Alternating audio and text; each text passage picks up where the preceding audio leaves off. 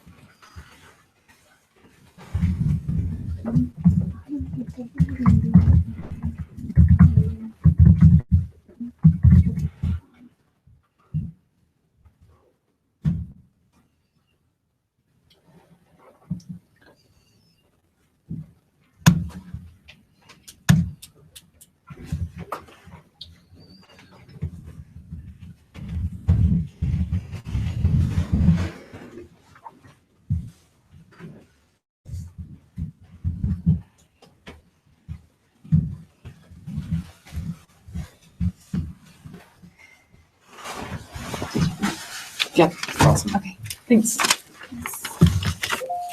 I'm just testing to make sure we've got enough space. Oh, I think we should be okay. Just sit, take one of these front seats.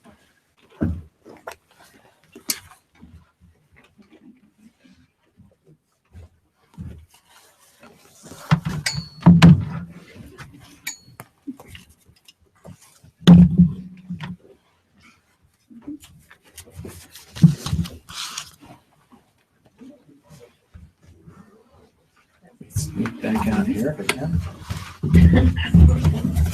All right.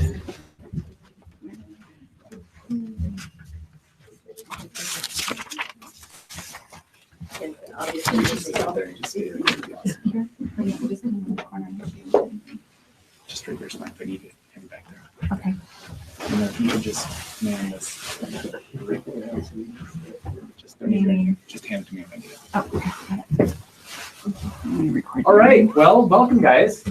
And we may have some more kind of rolling in here in the next few minutes. We have a few more chairs if we need to, We do. pull them out. But, yeah, come on in. Trying to see. We'll set them up if we need them. Set them up if we need them. And so if there's any open chairs next to you, if you have your stuff, kind of tuck it underneath you so that we can make sure that everybody has a spot. But I wasn't sure. Is that okay? Fine. you are right there. If I You're need to fine. check my email, I'll I know, just like turn over there and like surf the net a little bit if it gets boring or something like that, right? Thank you. You're like in an awesome spot. You're in an awesome spot. Well, welcome everyone. My name is William Wood, and I am going to be the guy teaching the class today. And how many of you, just by raising hands, how many of you have met me before? Okay, that's right. And how many of you is this like your first time meeting me? Okay, most of you. So I'm curious just to hear from a couple of you. How did you guys hear about me? Facebook. Raise your hand if it was Facebook. Okay, good. Come on back. There's a couple seats kind of scattered here and there. There's one up front. One front row seat. Woohoo! I know, like at a concert. It's like the best spot, right? I don't even spit that much, so you'd be totally fine. So, well, you guys have heard about me on Facebook, and I'm a hypnotherapist by trade. So I do therapeutic hypnosis and life coaching. That's what I do. And what that means is I help average, ordinary people make big breakthroughs in their mindset and with their emotions. So I need to leave then. I'm not normal. You're not normal. Okay, that's right. Like, I'm out of here. I'm not average. Even the not so average, awesome people, right? And so whoever you are, I'm glad that you're here, and we're going to help you. Come on in, guys. There should be a couple of seats. Can we have like one person move so that we can get the two of them together? Look at that. Okay, you got your seats. Front row. Come on in. Woohoo! And just so everyone knows, we are going live into internet land. So I want everyone to say, hello, internet. So we've got that. We're live on the internet. Also, we are recording, and I use these with clients if they need help. So these probably won't be mass distributed at any point, but just know that any comment you do share could be on a recording somewhere. So you may want to filter it through that. But today, the reason that I pulled everyone together is to talk about the power of the mind, and the power of the mind specifically to help you get past any of your negative self-talk. And I was just talking with a client earlier today, and I said, given the right kind of stresses in life, all of us can have some negative self-talk. Raise your hand if you ever had negative thoughts in your head, right? There was a study that was done not that many years ago where they actually looked at the number of thoughts that people have. They put a little counter in people's hands and had them click every time their brain skipped, right? I would have like burned that thing up, right? Anybody else having some attention deficit stuff? I was like, you know, it's like I need 2 of them, 1 in each hand, right? But they just had them click every time they had a new thought, every time a new image passed through their mind. Come on in, we got a seat right here for you. Oh, you're fine. Oh, we need two chairs. And can you set up a couple chairs just right over here? Andrea, can you set up a couple chairs over there? We'll get the chairs over here. I'll have you sign in here in a second. Come on in, guys. Come on in. We have more coming. Yay! Okay. So do we have more chairs in the back, Vicki? Okay. Andrea, could you grab a couple for that back room too? Yeah, back here. Yep, right back there. So we need still a pathway back there. That'd be awesome. Yeah, Come on, I'm gonna man. check this too. It's kind of beeping, so I'm not sure if it went off. I think we're good. So, so they had people clicking every time they had a negative thought. Click, click, click, click, click, click, click, click, click, click. Then, in a later study, what they did is they had people click every time they had a negative thought, and they compared the two. So they estimate that the average person has somewhere between 40,000 and 80,000 thoughts. I figure us guys probably are more like 40,000 thoughts, and the women are more like 80,000. I don't know, maybe it's in reverse, right? No. So it's like, you know, maybe guys are like 20 thoughts today, right? I thought about TV, and I thought about my truck. Okay, that was like 2, you know, 10 minutes later, work, right? Okay, whatever it is, right? So it's between 40,000 and 80,000 thoughts in a given day. And they estimated that the average person was having somewhere between 60% and 80% of them be negative. Yeah, not wild. So 60 and 80% of those thoughts be negative. Who thinks that's an accurate representation? Raise your hand. Okay, who thinks it's too low, right? I mean, it's like, no, it's like 90%. Who thinks it's a little too high? Anybody? Okay, a couple of you. And this is going to vary person by person. So we may have some people that run a little bit happier by nature, and we may have some people that run a little bit more pessimistic. Some of it will also depend on the types of life stresses that are going on in people's life. Come on in. Well, like space, we got a seat here and a seat there. And there's a chair right here too. And we can set up a chair somewhere. Come on in. Take a seat right there. And we'll have you just sit right back on that seat right there. Good. We'll have to split you up. There we go. So, welcome. So, so this is a really common problem. Who knows someone? Raise your hand if you know somebody that really struggles with negative self-talk, right? Like bad. Who knows someone really well? It's like I have this friend, right? Yeah. So we all know somebody who really struggles with negative self-talk and has a hard time with thoughts, and some people will have a hard time for a little while they're under certain life stresses, and then some people even develop kind of an automatic negative thought, right? And so I call them negative automatic thoughts, gnats, right? So who feels like they have their life just surrounded by gnats, like almost all the time? Yeah. Like they're buzzing around your head all the time, and you're trying to swat them away, and all the time it seems like you're dealing with something in the head, right? Now here's the cool thing. You know, we might be 80% negative, we might be 60% negative, we might be 20% negative. But with the right kind of training, we can retrain our thoughts. In fact, all of the research that's come about since 2004 has told us that the brain is plastic. Okay, now that creates a weird image, right?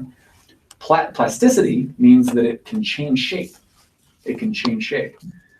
Who here, when they were in school, they taught you that your brain changed shape until you hit like 2025, and then it was locked in for life. And if you ever like knocked your head against something, you were permanently losing brain cells, and you were without hope. Anybody else hear that message? Was I the only one? It's not true, right? So for those of us that haven't been back to school in a while, we're still stuck with an old way of thinking. We're saying, oh, well, I'm old. You can't teach an old dog new tricks. So the brain produces new neurons all the time. It's called neurogenesis. Okay, neuron is the cell in the brain that allows us to do brainy things, right? Awesome things like build new habits, build new thought pathways, and really create a new life. And so they used to tell us that we had neurogenesis happening, like rapid form early on in life, which is true. And then it kind of stopped like in our mid-20s somewhere. And then we were just stuck with however the brain was. But in 2004, starting in 2004, science has completely flipped that story around. And we are finding evidence now with fMRI and with even with autopsy and other things that people are generating new brain cells, new neural pathways, new thought patterns in their head, new thought habits into their 90s. Isn't that cool? Mm-hmm. Yeah. So the question then is how do we do that? Because has anybody else felt like they're kind of stuck in a rut, right? Am I the only one? Come on, raise your hand. Okay, stuck in a rut sometimes, like you think in a certain way. The brain fires off over here with, I don't know, you see something at work, your boss frowns at you or something like that, right? And then that kind of leads to a little chain where before long you're like, oh no, he didn't like my work. And then a minute later you're remembering like peeing on the slide in like second grade. And then like a minute later you're like, I'm not good enough, right? Now, maybe some of you didn't pee on a slide in second grade. That was just somebody's story. I didn't know if you said pee on a slide or pee on a slide. Well, either one will do, It just depends on the moment, right? So we go through this weird chain, and like a few minutes later, we're in this weird spot in our head where we're like reliving all of our failures like somebody has just Googled them, right? I am a failure. Click. 4,227 results. Right? You know what I'm talking about, don't you? Right? We all do. And so the brain can get locked into this way of traveling down a path, an old worn path. And it turns out that neuropathways, these pathways in the brain, these thought habits, the more times that we run through them, the deeper ingrained they get, the more powerful they become, right? Almost like a set of wagon wheels crossing the plains, right? Anybody here have ancestors that pulled hand carts or anything like that, right? Mm-hmm. Well, the first ancestor that pulls the hand cart really has the rough go, and then before long, there's this little trail that develops. Or has anybody walked in the woods on a trail that's been walked on by a lot of other people? It's like the first person had to pull out their machete and clear brush, but the second person that walks has a better path, and the 1,000th person that walks through, has this well-beaten path that's nice and clear and easy to walk on. Well, thoughts kind of work the same way. So the more habitual our thoughts become, it does take a little bit more work to retrain the brain. So we have some good news and some bad news, right? The good news is you can build new thought roads, right? The bad news is it might be a little bit of work. Who's willing to do a little bit of work if it meant changing your life, right? Yeah, it's like, and people will get to this place where they say, I cannot change, it's not possible, not me. And I'm here to tell you, I've worked with more than 5,000 people at this point, and I've seen people out of every catastrophe that you can imagine. And I've seen people completely change. So I don't care who you are, where you've been, what your situation is. I can find someone who has a similar story to you and has come out of it. That's awesome, right? That's great news. It means hope is real. No matter how deep the pit, no matter how bad the thought habits, no matter where you are today, you can change it. And I remember the first time that I really found hope, right? Has anybody kind of been in some sort of thought cycle that just goes on and on and on, thought and emotions, and you just think this has no end to it, it's never going to end, right? Or even worse, this is just the way it is, I'm doomed to this, right? And it's almost like you're living a hell on earth. Anybody ever felt like that? Yeah, so seriously. Or you're just caught in a habit loop, and it's like you go in this awesome habit loop from I am awesome, I'm on top of the world, and then 6 months later, you're like, oh, what happened? Right? The world has rolled on top of my chest and it's uncomfortable down here. Right? 6 minutes later. Yeah, 6 minutes later, right? Well, yeah, in some of the habit research, they've shown that people will go from highs to lows. I have friends who run one of the addiction treatment centers down in the Sandy area, and they'll work with. Hello! Hi. You're here. We got the chair right there. Perfect. Sorry. Yeah, that's okay. And just leave us a little wiggle room to get back in that room in case we need to grab more chairs. Okay. I'm sitting right here. Glad to be here. Yeah. So we're talking about thought patterns. Okay. Thought patterns. And so I talked to them, and they're talking about being in a counseling session with with like a heroin addict, for example. And in that moment, the heroin addict says, I will never use again, right? And then like an hour later, they find him in the bathroom, like, you know, somehow they managed to get some drugs and they're shooting up or they're strung out. And that's not a knock on them. What it means is that we can travel these thought loops really, really fast, right? And hopefully no one here is dealing with heroin, if so we can connect with a good drug and alcohol counselor. But even if we're not, who's done kind of the same thing with chocolate, right? Right? Or like Diet Coke, regular Coke, right? Pepsi, Jolt Cola. Does anyone remember Jolt Cola, right? Yeah. Or whatever it is, right? Or with whatever bad habit is your bad habit of choice. And so we all have these thought pathways and they feel like they can't change. But everything since 2004 tells us you can change. So yay! I know. I'm so excited about this. This is like amazing. So I want everyone, and I'm serious about this. Okay, I want you to like turn to your neighbor. I want you to poke him and say, "You can change." You can change.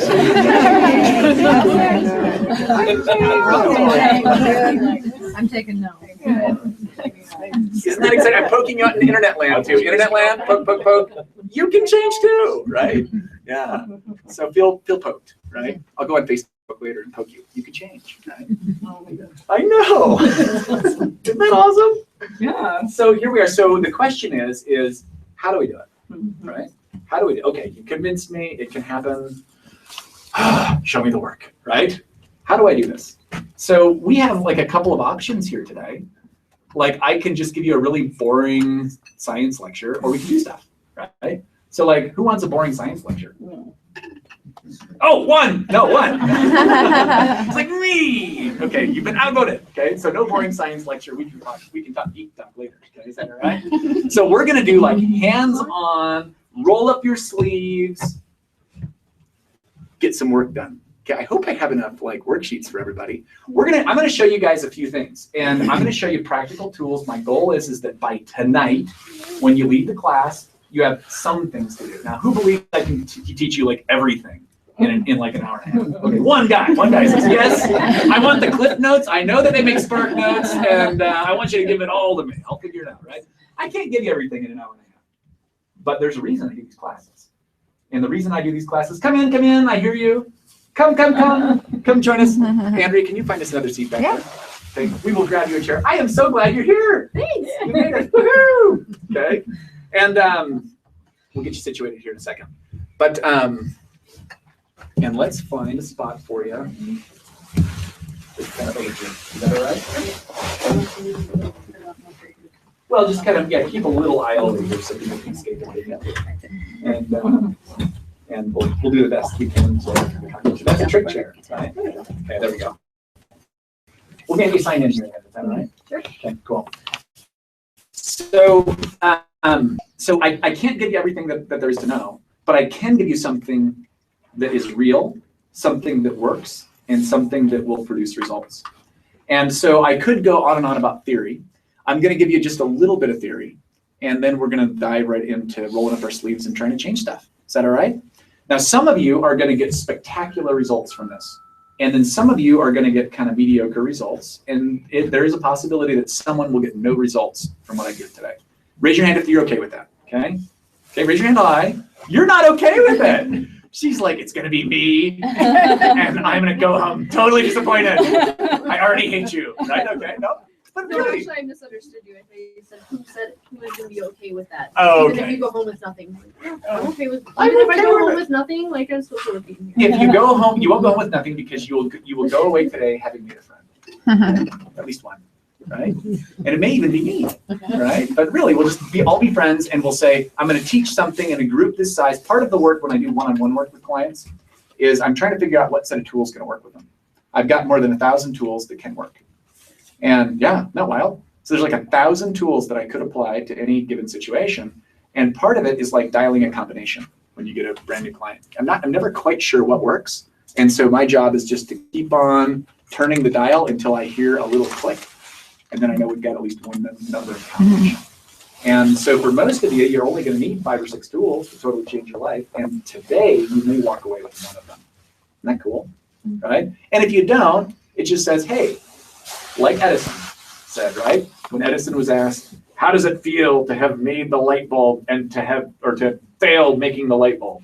He goes, I haven't failed making the light bulb. I have successfully found 10,000 formulas that won't work. Right? That's all we're doing. We're looking for the right set of combination of things. And even if it's not one of my 1,000 tools, there may be another one that works. But let's just play.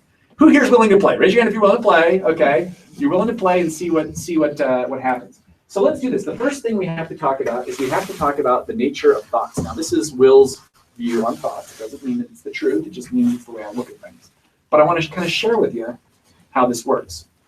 I look at thoughts as being at least one step removed from reality. I'm going to draw a picture on the board, and then we're going to do a little mind experiment with everyone. Okay. So let me show you what I'm talking about. Now, thoughts could be 2 or 3 levels removed from reality, but they're at least 1 level removed from reality. I'm going to give this back to you. Is that okay? So you can remember? So, for example,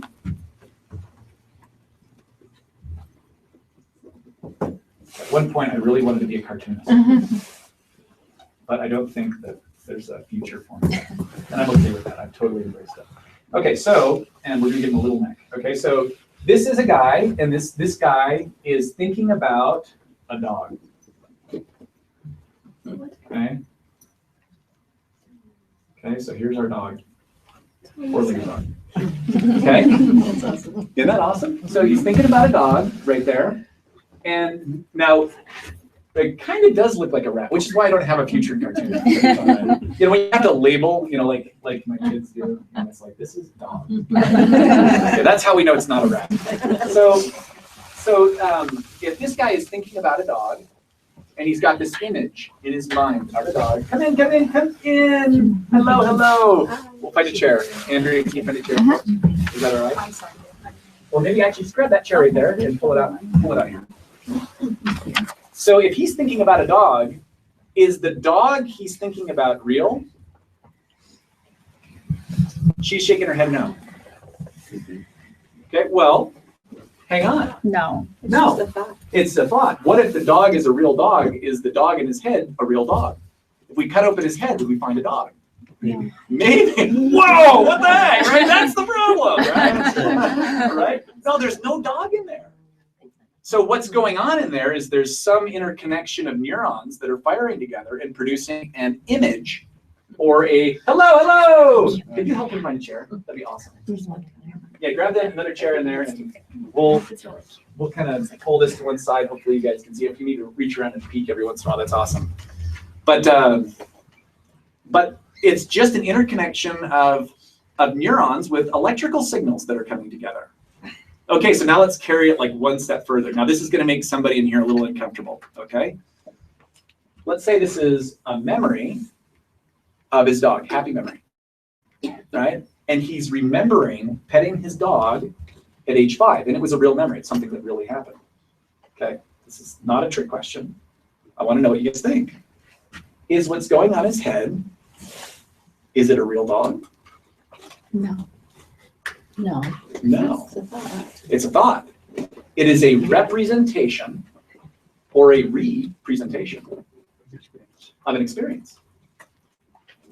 In another way to think about this is like, when I first heard this blew me away, right? This is not new thinking. There was a guy, Alfred Korzybski, 1938. He said, the map is not the territory, right? What does that mean? It means if we look at a map of Chicago, no matter how to scale the map is, it's still a map. It's not Chicago, right? Are memories reality, or are they maps? Maps. They're maps. Okay, now the room just got really heavy here for a minute, right? Because some of you are thinking, yes, but my life sucked, right? I know, it did, right? I'll buy into that. And what you're remembering is not reality. You are recreating it. That means it only sucked once. Every time after that it sucked, you did it to yourself, right? Ooh, ouch, that kind of hurts, right? But it's true. And it sucks a little more. And it sucks a little more every time, right? Now, I'm not saying that your experience isn't bad, but it means that what we're doing is we are literally recreating in our head the nastiness that happened to us. And also research shows us, memory reconsolidation theory shows us, and this really will set people on edge. After something happens to us, like after this class is over, there's a 4-hour window while your brain is doing whatever it's doing and it's kind of processing it and it's changing it, right? And then the memory that you store, is it actually what happened? No, what is it? It's your perception of what It's happened. your perception of what happened. Has anybody ever dated somebody ever in their life? And somebody's asked you, so how did you guys meet? And like, you hear the other person tell their story and you're like, who are you talking about, right? You're not talking about me. Is this like your girlfriend or something? You know, like, what are you talking about here, right? Like, this is crazy. And there's a difference between what he remembers and she remembers. Now, here's the crazy thing. Memory reconsolidation research also tells us every time you remember a memory, so you're pulling a memory off of the metaphoric shelf, right? Has anybody else seen, not Up, but Inside Out. Inside Out? Yeah, Inside Out, yeah. Yeah, each one when the marble comes out and the memory comes out, a new 4-hour window starts up where you distort and change what happened. Has any fishermen in the audience? Okay. This is evidence of what happens, right? You caught a fish. By the 10th telling, you fought all day and all night, right? And then you look at a picture and you're like, that couldn't be the same fish, right? Now, what happened? It changed. No, it didn't change. We changed. So anyway, so our thoughts are things, but they are a representation of reality, or they're a symbolic representation of maps. Who's ever gone to a restaurant? Raise your hand. Anybody ever seen one of those really beautiful menus that has all sorts of pictures on it? Yeah? Has anybody ever eaten the menu? No, why not? Not real. It's not real, right? It's not yummy. It's not yummy, no? But we do the same thing with our thoughts, right? How many of you, be honest, because I'm gonna raise my hand first on this one, because the answer is yes for me. How many of you have ever treated your thoughts as if they were real? Okay, can I tell you a weird one? Okay, is everybody okay if I share a weird one? Oh, raise your hand. I wanna see it, yeah, there you go, at least. Because this is weird, right? So like when I was a kid, I had some cousins who scared me about like aliens capturing me in the middle of the night on a camping trip, right? Anybody else have helpful cousins like that? Yeah, he's got one. Okay, yeah, that's what cousins are for, right? You know, and then it's all night long, you know. You won't leave the tent even when you gotta pee, because like, you know, if you go out there, you're gonna get abducted, right? And so I've got this alien story. So anytime it gets dark, I like would visualize for years, that aliens would like hiding, lurking in the corner. Of course, I could flip on the light, you know, no aliens, flip off the light, aliens, you know, and it wasn't enough that I would actually scream like a little girl often, but like, you know, I would like kind of freak out and my heart would start to race as if aliens were actually in the corner, right? Who's identifying a little bit with this? Maybe not with aliens, but with something else, right? And so this, I am not saying that what this is does not produce a physiological reaction. We're gonna do a little thought experiment with that here in a minute. What I am saying is, I am generating it. Right? Aliens, we're not beaming into, like, actually, this is like as of like 4 years ago. I'm like an expert in working on fears. Like one of the things I do is help people with fears. I have been flown all over the country to help corporations, like with their public speakers, to go on stage and to lose fears. And here I am, like locking up at 8 o'clock one night, and I turn off the lights and it's really dark outside, and I can't leave my office because there's aliens in the corner, right? Every time I turn off the lights. So I leave the lights on all night, you know, running up my power bill, you know, because I'm afraid there's going to be aliens in the corner, right? I don't have a flashlight. Now my phone has a flashlight. It's awesome. I just shine my light right on those aliens. Right? No, but here I am, and I'm like, I am creating this alien thought. So we're going to do aliens here. You know, I got to label it so you guys can follow it, right? So alien. So I've got, alien, right? You know, one of those scary gray ones with teeth. Have teeth. I don't know why you have teeth, right? I don't know if they really have teeth, but that's what I was imagining, right? So I'm imagining this in the corner, and there is no alien in my office, and yet I am reacting as if the alien is there, right? Now, some of you think that's totally ridiculous, except that what you're remembering is your mother, your father, your big brother, right? Your aunt, right? That one guy who beat you up on the playground, right? So, what's that? Richard Garcia. Richard Garcia, right? Now, here we go, and here's this guy, and he's dead, moved on, you know, whatever. I'm not saying he has, but you know, whatever. He's not doing what he's certainly not doing whatever he did. And yet we recreate the memory in our mind and we produce a physiological response. Okay, so let's do something cool. Okay, for how many of you is this like wild stuff, right? Okay, is this crazy? Come on, raise your hand. Is this crazy? Your thoughts can do stuff to you, right? Everyone do this. Imagine that you're holding a ripe, juicy lemon in your hand, okay? Right? It's like awesome. Has anybody ever been down to like Arizona where they grow these things? And like about January, where they're just coming right off the lemon trees. Oh, they're like awesome, right? And they have that awesome citrusy smell. Everyone just do this. Put your lemon up to your nose and just smell it. Has that amazing, fresh, lemony scent, right? And now just imagine cutting the lemon in half, and now we have like half of the lemon. Just admire it. Notice though, as you smell it, it smells just a little bit, it smells a little bit different, a little more tart, right? Now everyone do this. A little tequila version would help, right? Okay, now here's the question. How many of you, I saw several, right? How many of you had a physiological response to that? Okay, keep the hands high. Turn around, look. Okay, that's like about half the, how many of you could remember the taste? Didn't have a physiological response, but remember the taste. How many of you noticed a little more saliva in your mouth? Okay, no, that's about 3/4 of the room, right? So not everybody, but almost everybody in the room. Now, there's no lemon here. There's no lemon here. No alien. No alien, no lemon, right? And yet what's going on in our mind comes out as if it were real, right? So that's the process. These are called ideodynamic responses. For those of you that are science buffs, I'm going to go look them up, right? Ideo meaning idea, and dynamic meaning a range of responses. So you can produce emotion by thinking thoughts, right? I got fear and panic. I can think of my cuddly little dog, right? And I can get love, right? Little Scotty dog, right? I can think back to a happy memory, a sad memory, and I can conjure up emotion. I can conjure emotional, not only emotional responses, I can conjure movement, right? I do this with clients in the office a lot of times. I won't show that here, but just by thinking about doing something, you can create little micro movements in the body. How many of you sub-vocalize, or you kind of talk under your breath when you're rehashing a conversation, right? Thoughts can produce movement in the mouth, and another range of responses, right? So this is the response that we're going after. So again, bad news and good news. Bad news is even an inaccurate map can produce emotion in the body, right? So what if even your thoughts, now, some of us have had like really bad things happen to us. So I'm not going to ask you to raise your hand, but like really bad things can also cause us to have these bad feelings. But sometimes like we make stuff up, right? Was it Mark Twain who said, "My life has been a series of one tragedy after the other, most of which have never actually happened," right? You know, where we just kind of invent stuff and we're going all along. And so whether or not it's real, we can produce emotions by thinking about them. And even if your brain is in a habit pattern of generating negative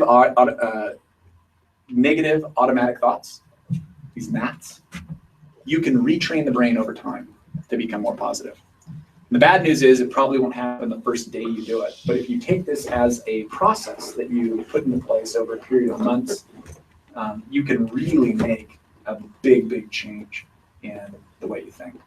And so this very first technique I'm going to share with you, we're going to pass out some stuff. Andrea, if you could grab the, grab that one, and yep, these two right here. And we're going to just pass these around. If you could take one, let's start a couple of these things. If there's extras, just kind of let them filter back around. Take one, pass it around, you can just hang it out back. And we're going to start off with that one. And I'm going to give you this one, but unlike in previous classes, I'm not going to talk about this one that much. Okay, so take one of these. This is more for your reference than anything else. Okay. They'll come around. If we don't have enough, we'll make sure that you get a copy. If you left your email with us, maybe we'll just email these two forms out to everybody. And I actually want you to make copies of it and share it with people, okay? Because I really want this information to get out there. And I need actually one of each. I probably should have thought them through a little bit better. So, Andrea, can you grab them? Okay, that one and this one. So what I've written down here is I've written down categories of negative automatic thoughts, categories of gnats, right? So I'm like dividing them out into subspecies of gnats, and I'm not going to take time to describe what's on this, but this is one of the ways that we can start to disconnect from our body. Now, this is not an exhaustive list, and these are not the only labels that could be used. We could create other labels. But like if I am making an image, I actually would put something on here that's not on this list. If I was making an image of aliens, I would call this like a little mind fantasy, and that's the label I would put on it. I would go, wow, I'm doing that alien mind fantasy again, right?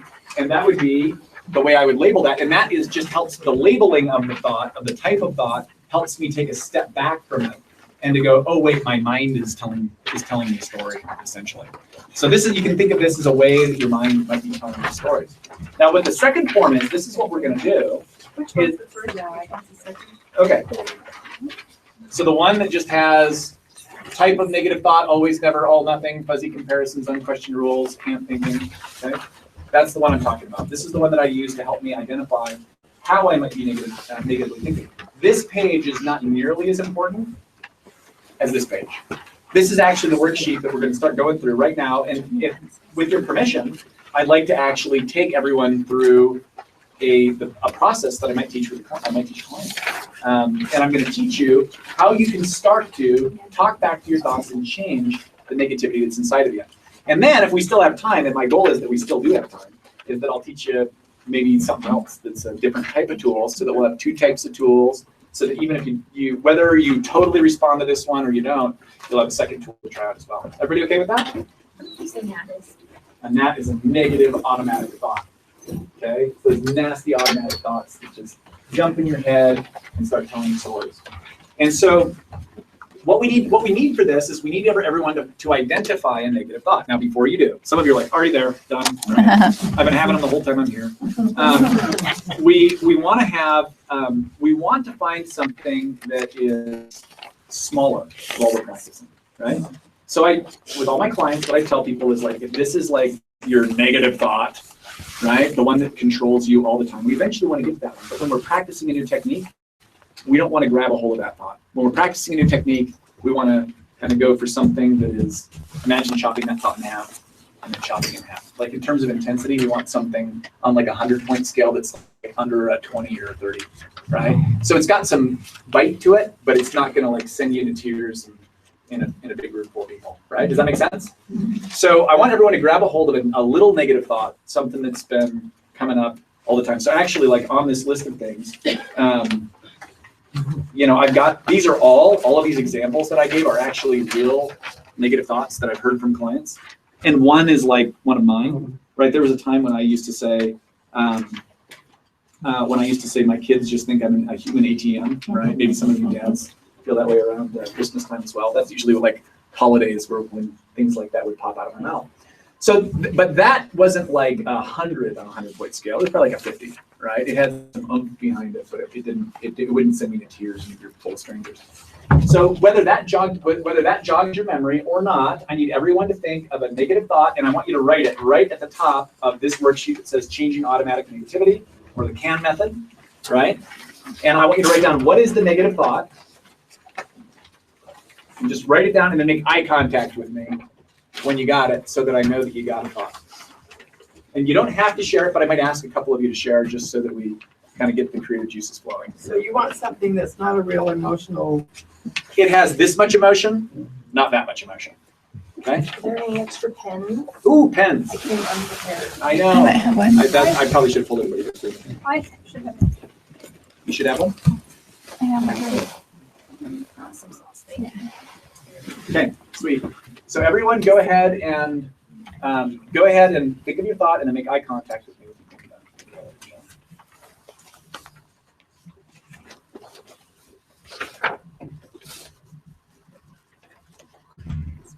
And you don't have to stare, but you can just look up. So it should be really specific, not just general. Well, yeah, I mean, the more specific, the better. So if you get something that's actually coming up, it's going to work a lot better for you than if you just kind of make something up or if it's kind of fuzzy. But sometimes they're generalizations. Negative thoughts are oftentimes what we call distorted generalizations, right? So, I mean, a generalization is something like, I'm a failure, right? Like always, right? Probably not. Yeah, probably not. Right? So, okay, so raise your hand if you got one. Okay, raise your hand high. Okay, so we got most of the room here. So we're going to go on. Now we're going to skip over the labeling of it. If you know how to label it, label it. If not, you can do that later. But here's the first big question that I want you to fully consider. Well, actually, before we do that, let's hear from a couple of people. I'd like to hear what you have. But if you don't want to share, you don't have to. So nobody's forced to share here. Anybody mind sharing their thoughts? Okay. Go ahead. Me? Go ahead, sure. Both of you. Yeah, you're right in the line there. I can't stop obsessing. Okay, I can't stop. Is this something that you? Is it something that you say to yourself on a regular basis? Or why can't I? Why can't I stop obsessing? Okay, great one. Thank you. Okay, what's yours? It's a basic one. I feel inadequate and undeserving of things that are in my life. Yeah, I feel inadequate and undeserving. Right. This is a really common one. Yeah. Just by raising a hand, anybody else have that? Like sometimes, like I don't deserve it or something like that. Yeah, it's like a bunch of us, right? So, and if you don't, all you have to do is change the circumstances or push the boundary a little bit. Like I had a client once who came into me for goal coaching, and he wanted to up his income. He was making about $100,000 a month, which most of us would say is a lot of money. But when he wanted to up it to $150,000 a month, he started to feel like he wasn't quite ready for that. He didn't deserve it, right? And so there's a boundary where most of us will cross over from deserving to undeserving, right? Some of us, that line is really, really low, and so that becomes a problem, right?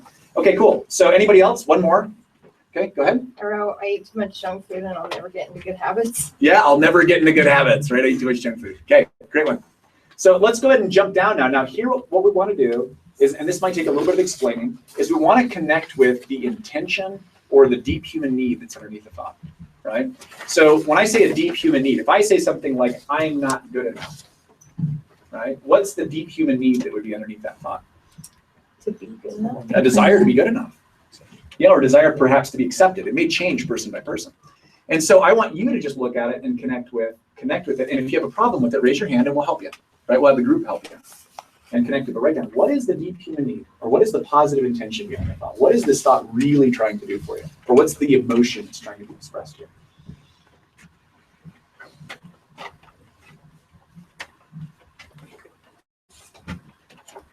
We'll help you in a minute. Okay. Do your best.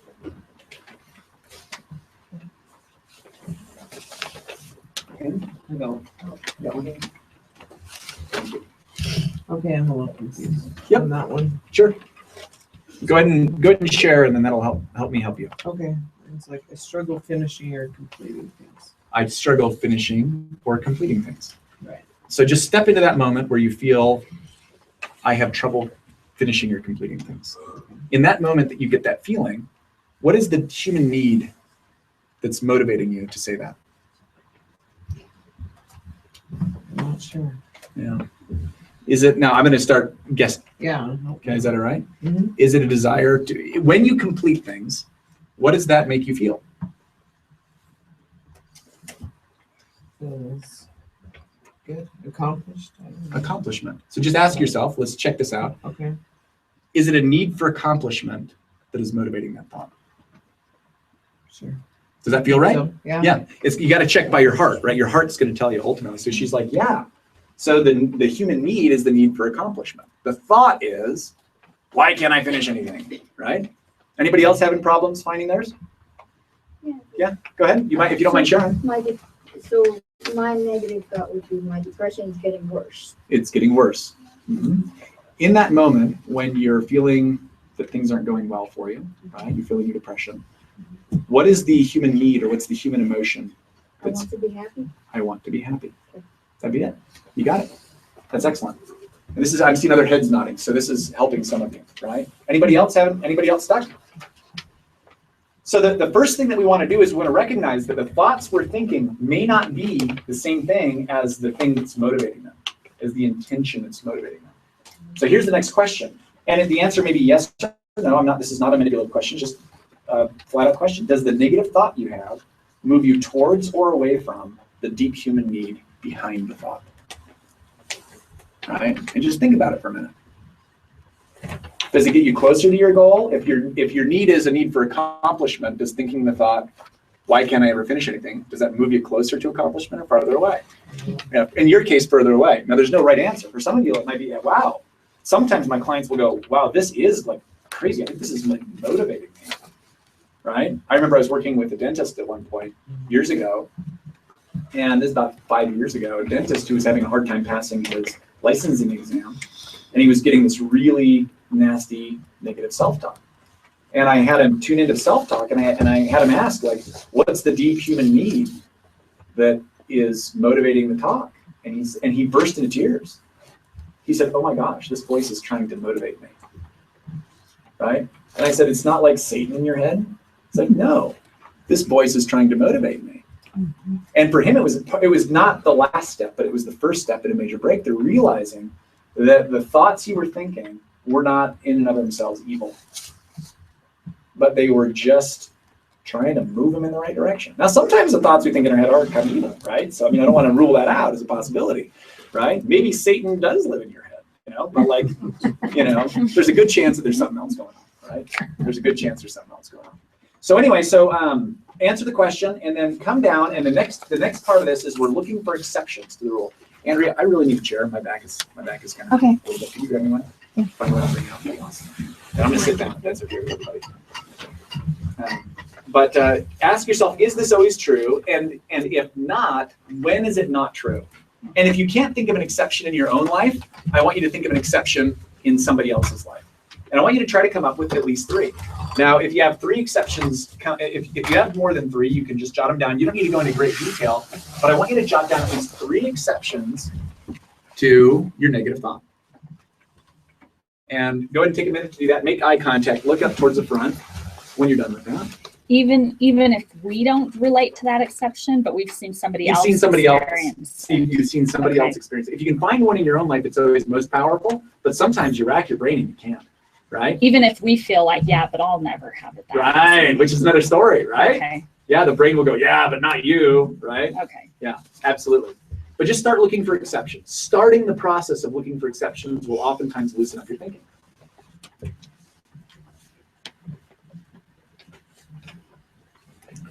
An exception to the question directly above it?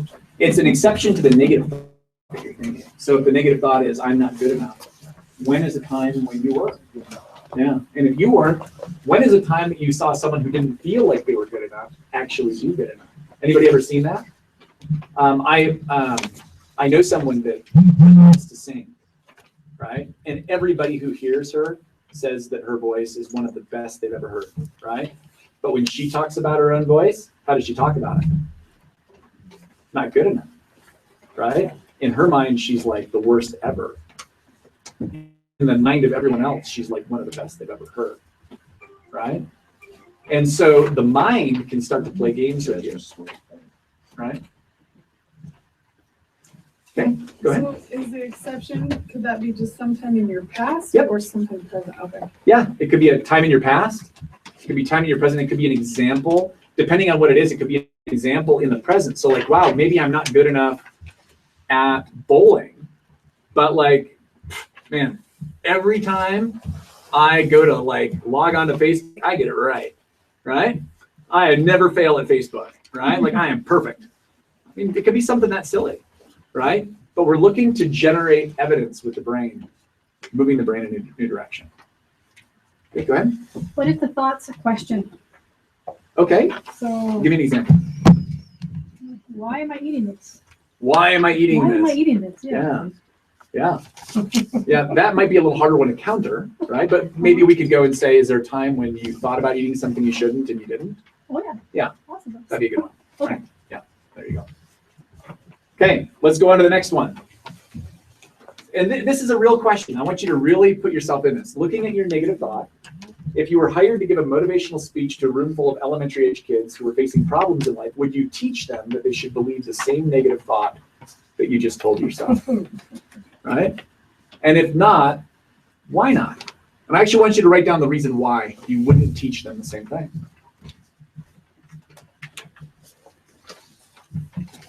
I had one person say, yes, I teach them the same thing. I said, would you get hired again? No, why not?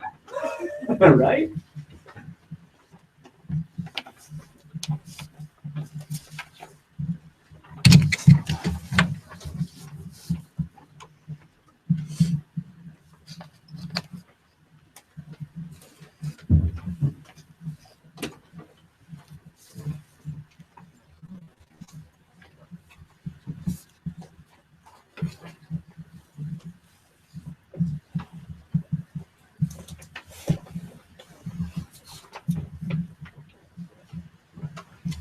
Okay?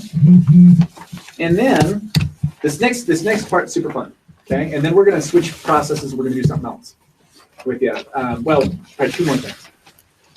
For the next step, what I want you to do is I want you to identify 3 life mentors. Now, here's the cool thing about life mentors. Anybody else a Star Wars fan? Am I the only Star Wars fan? See, I was terrorized and inspired by aliens as a kid, right? So Yoda inspired me. He was never the little green guy in the corner when I turn off the light. But you could pick Yoda as a life mentor, right? Now, you could also pick like your older brother or your dad or somebody you really look up to from history, like Gandhi or Jesus or Buddha or something like that. I'm not going to tell you who your life mentors should be, but I want you to identify 3 people that you really look up to, real or fictional, right? Brad Pitt in, Troy or whatever, right? And you're just going to write down that person. And then once you've got 3 of them identified, and don't be too serious about this. Like if you get too serious, I'm going to pick yours for you. You can pick Yoda, Bugs Bunny, and Sherlock Holmes, right? And if you want to pick your own, you can pick your own. But don't take this too seriously. But I want you then, once you're there, I want you to imagine that you're like stepping into that character's life or that person's life, and that you're giving yourself advice back about that negative thought. So if my thought is I'm not good enough, and Yoda is my mentor, right? What would Yoda tell me? What does my inner Yoda tell me? Right? Do. Yeah. Not. Yeah. Right. Do or do not. Right. You might say any number of things. But once you got them identified, I want you to write out the advice they give you. So write out the advice. This is the second to the last step.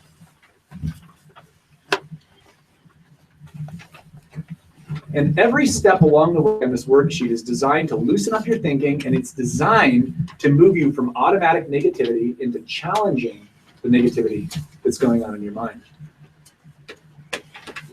And the first time you do this, it may or may not produce a huge result, but the 100th time you do it, the brain starts to pick up the rhythm. I had a client recently who told me, Will, before I don't even have to pull out a worksheet anymore. It's like the thought comes up, and right in my head I'm going, wait a minute, that's not always true. Here are 3 exceptions, right? This is what Yoda would tell me, right? Or whatever it is. And it's amazing to watch what happens. You can start to retrain your brain to think in a new way. So once you get your advice all written out for all 3 mentors, make eye contact with me. And it doesn't have to be long. It could be a sentence or 2.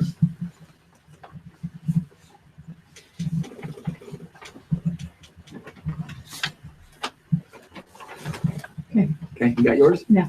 Okay. There's always like a fast kid in the class, right? Okay. Yeah, which is starting someone else's story. I'm not good enough. I'm going too slow. Right?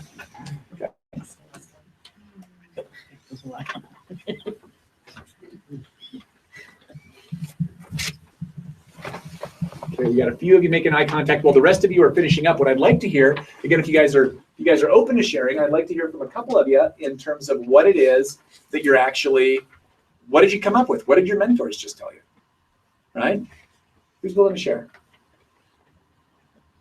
And you don't have, no one has to share. Sure. Yep. You want me to go back up to my negative Yeah, what's your thought? negative thought? And then what did the mentor share? So my negative thought is if I would have spent more time with my daughter, she wouldn't be so headstrong and unmanageable. Okay. So my mentor number 1 would be Oprah. Okay. And she would tell me it's not your fault. She turned out like she did. Mm-hmm. And then my other mentor would be my husband. She'll do what she wants no matter what you advise. And then my mentor number 3 is Dr. Phil, and he just said, get over it. Get over it. With the mustache, right? Yeah. Okay, nice. That's awesome. Everyone, a little round of applause for you for sharing. Okay, who else? Who else doesn't mind sharing? And nobody has to share. I won't make anybody. Right? Not in a group. You're one-on-one with me, I make you share. Right? But then it's just me. Right? I'm not so scary. Anybody else? Okay, everybody says, no. My negative thoughts. Okay, that's all right. So super cool, right? We've got some new thoughts, right? Who had something new pop out when a mentor said it? Who found it easier to think a positive thought when a mentor was saying it rather than when you were thinking? Yeah, right. A lot of hands. So now we're going to do this. The reason we do the whole front side of this worksheet is to do the back side. Turn over the worksheet. This is the final step in this process. What you're going to do is you're going to talk back to your negative thought. Now you got lots of ammo, don't you?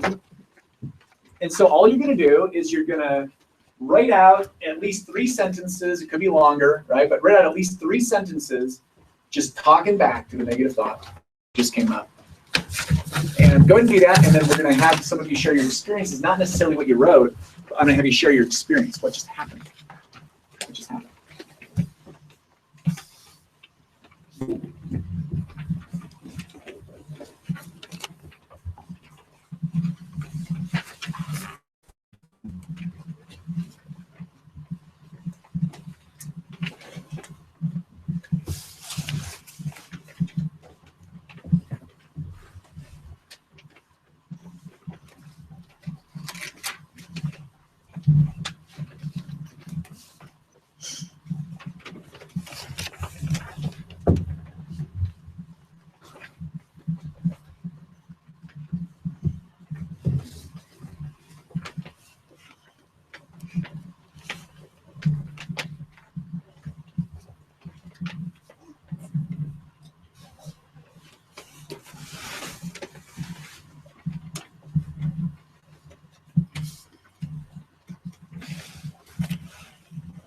Take all the time you need. When you're done, make eye contact when you're done.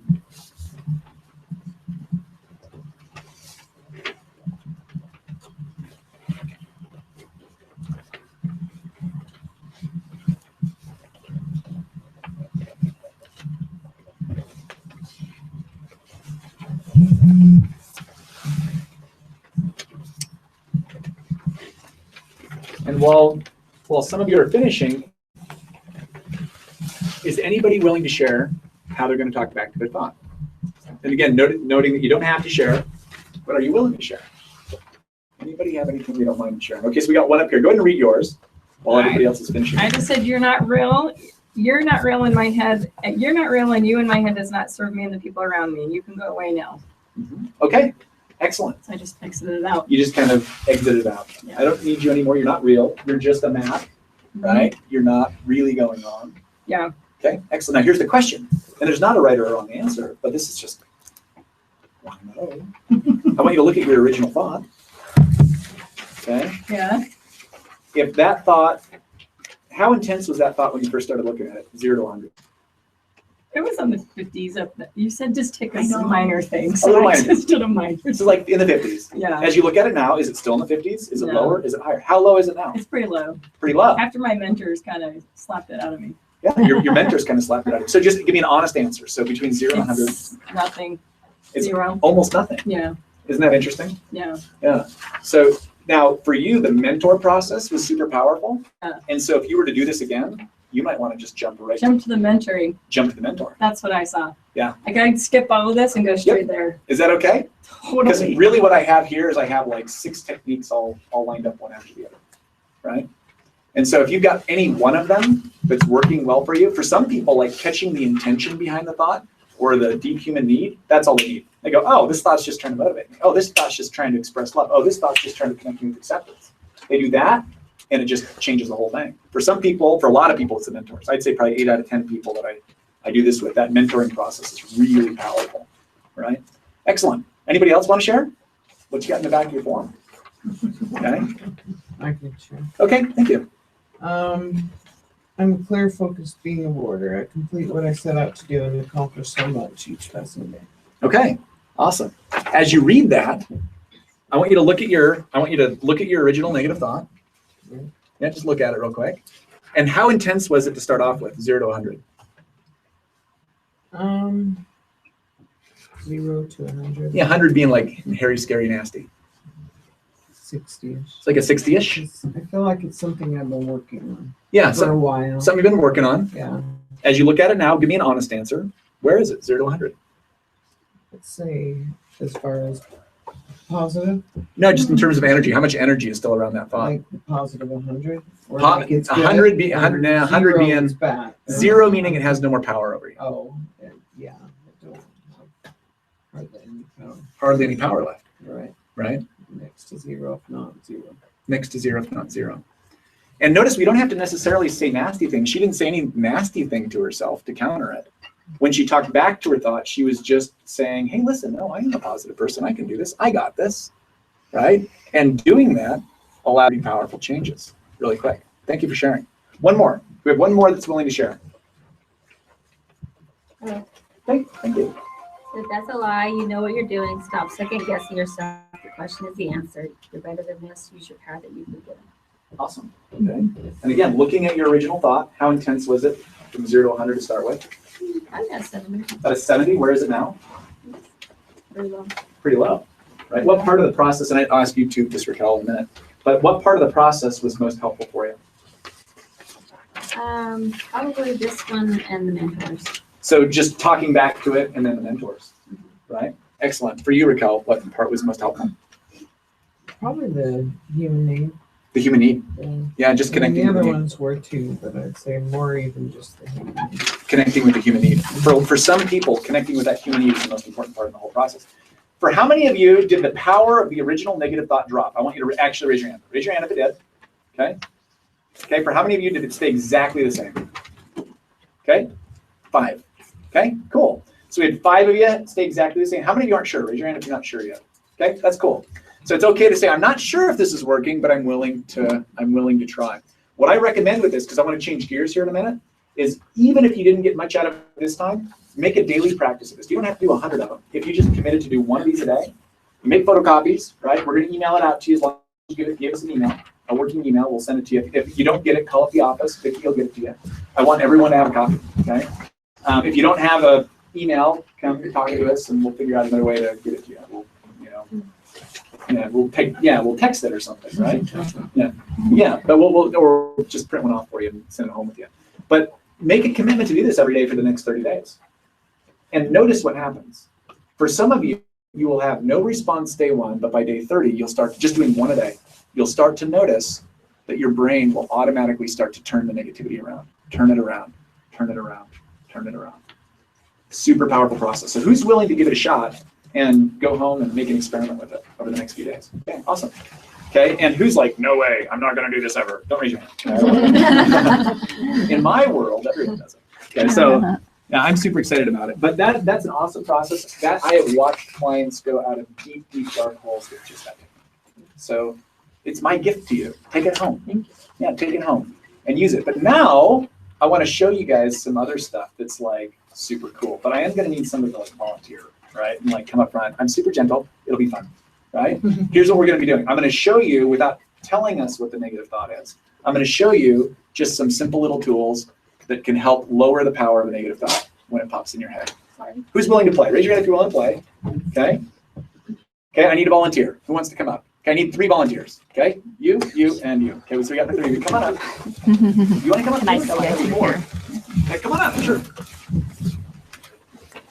My back's hurting me just a little bit, so I'm kind of hobbling around up here. But I'll do my best to hobble. So just go ahead and up here, face the audience. And maybe if we could hand your paper, could you hand your paper back to Ryan? Okay, come on up. And let's see, I'll trade you places with you. So what you're going to do is I want all of you, and I want those of you in the audience, your job is just to put on your observer hat, and I'm right in your way. So if you want to stand up and move a little bit, just to stand for a minute, I think this would be helpful for you to actually see both of you. They can sit there and sit. Yeah, come sit up here for a minute. And and we'll give them back their chairs in a minute, but I want you guys to be able to observe. This is something that is learned visually. So none of you have to share your negative thoughts, but I am going to ask you to scale your emotional state. And I'm going to change the scale. I know this is going to mess some of you up, but we're going to change the scale. The scale is going to go from -100, -100 being like I'm in a deep dark pit, and then the top, and then the scale goes to 0, which is I'm kind of normal, I'm neutral. And then on the positive end, the scale goes to +100, which is like I just went to hear a motivational speaker, I was leaping about in a chair and waving a flag, right? Something like that. So unlikely that we'll be here, right? I didn't even bring any flags, but we're gonna just have you scale. So right now as a baseline, before you think any thoughts, I want you to tell me where your energy is right now. Is that all right? So you don't have to tell me what you're thinking, just where's your energy, -100 to 0 to +100. -100 being bad, +100 being like awesome. So Rebecca, where are you? 20. You're a +20 as a baseline. Okay, we'll put an R for Rebecca. And what's your name? What's Lily? Lily? So 100 is like awesome. Like Tony Robbins. Tony Robbins, dancing. awesome. Woo. 70. 75. 75, so you're in a real good spot. And it was in L for Lily, okay? Lily, will you remind me what your name is here in a minute when I ask you? Yeah. Okay, thank you. I'm the same. Okay. Kathy, Kathy, and Kathy, where are you at? about a negative 101. Okay, negative, she's off the scale. Ah! We're just gonna put a little person like this with little X's in the eyes, right? The tongue hanging out, right down the bottom. So she's negative 101. Is it Kathy with a C or with a K? Okay. Okay, so Kathy with a K. And then, what's your name? Brent. Brent, where are you? 10. You're like a positive 10, okay? So 10 and Brent. So now what we're gonna do is I want you to grab a hold of a negative thought. But again, we don't want you to go to like catastrophic with this. We're wanting you to go to something that's like kind of mid-size negative thought. And I'm gonna have, for those of you that are leaning against the wall, I'm gonna have you just come up like off from the wall. And I want you to watch their responses as they think these thoughts. So just go into the thought. You're not gonna share what the thought is. You're just gonna go into the thought.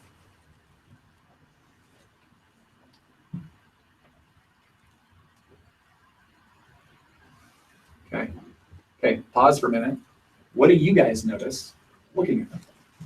Okay, I want some people to share. I feel like they got all sad looking, but I don't feel like you had a negative thought, Lily. But I started out. She started out pretty high.